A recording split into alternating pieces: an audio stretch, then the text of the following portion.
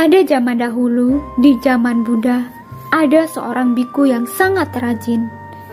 Dia sering melakukan meditasi berjalan atau meditasi duduk di dalam hutan.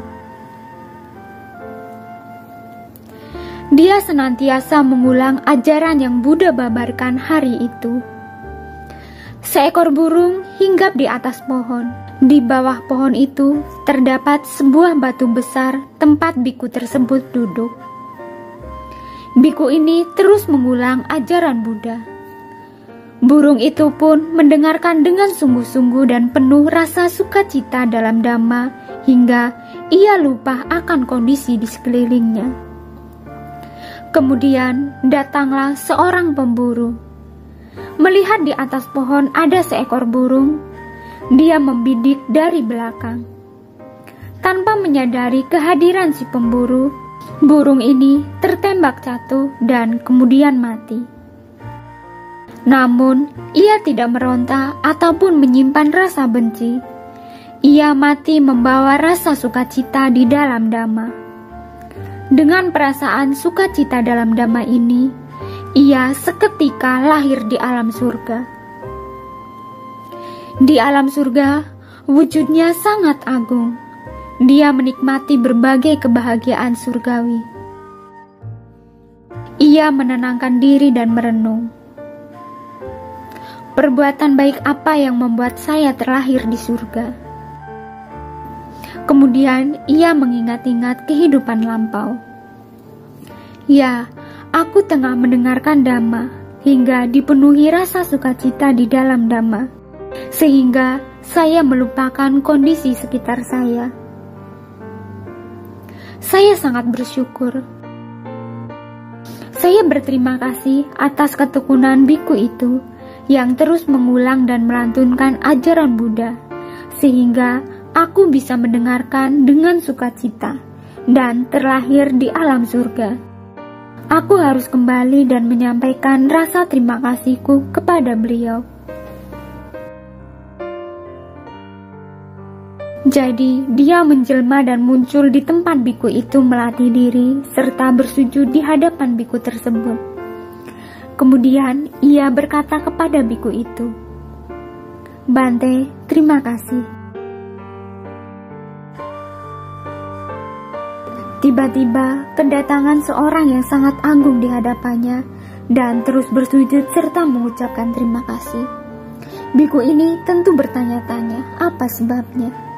Kemudian beliau bertanya, "Aku tidak mengenal Anda. Untuk apa Anda berterima kasih kepada saya?"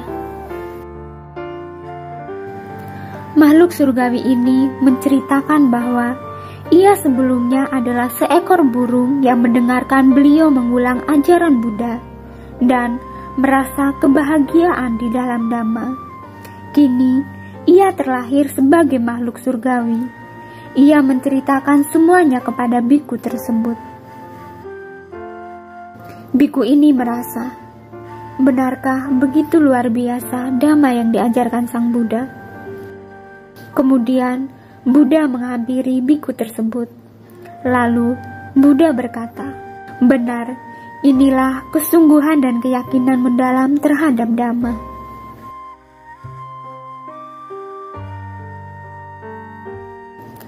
Cerita ini mengajarkan kepada kita untuk meyakini dan menerima Dhamma.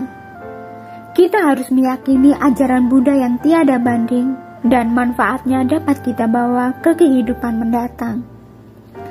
Setelah mendengar Dhamma, kita harus mempraktikannya secara nyata.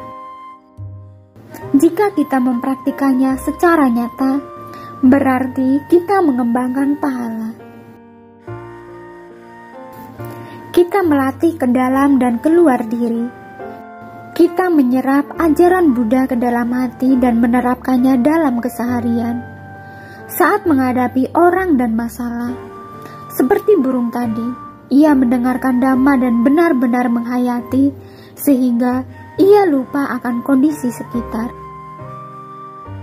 Saat ia ditembak oleh pemburu, ia tidak memiliki pikiran apapun dalam batinnya, kecuali rasa sukacita di dalam Dhamma. Dari sini kita dapat memahami bahwa hewan saja bisa mendengarkan dhamma dengan penuh kesungguhan dan keyakinan, sehingga merasakan perasaan sukacita. Bayangkan bagaimana manusia. Tentu kita juga harus bersukacita di dalam dhamma. Kita juga harus mendorong orang-orang untuk mendengar dhamma. Kita juga harus senantiasa menerapkannya dalam kehidupan kita. Setiap kita bertemu orang, kita dapat membabarkan dhamma. Zaman kita di kehidupan sekarang ini berjarak lebih dari 2500 tahun dari zaman Buddha. Namun, kita sangat beruntung dapat terlahir di dunia ini. Terlebih lagi berada di lingkungan yang dapat saling mendukung dengan tekad yang sama. Di sini kita meyakini dan menyimak ajaran Buddha. Meski tidak bertemu langsung dengan Buddha, kita berkesempatan untuk mendengarkan ajaran Buddha. Setelah mendengarkan ajaran Buddha, kita harus memuji dan bersukacita atas kesempatan yang istimewa ini.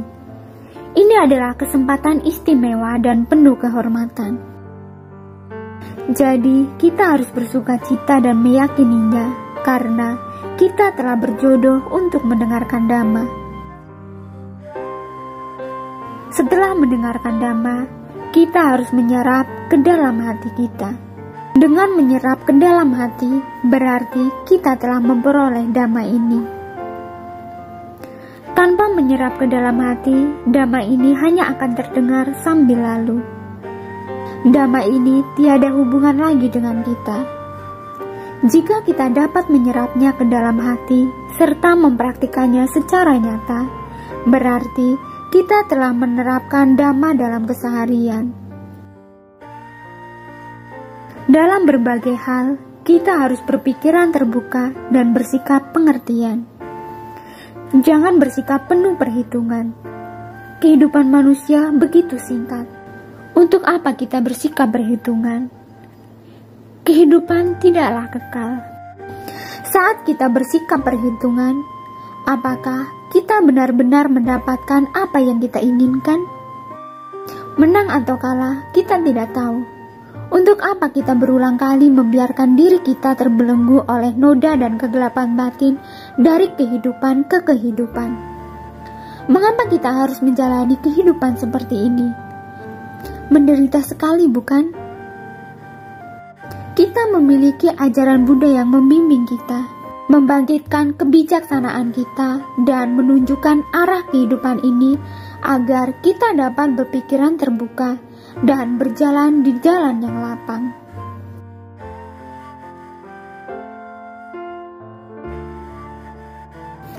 Ini adalah cerita motivasi.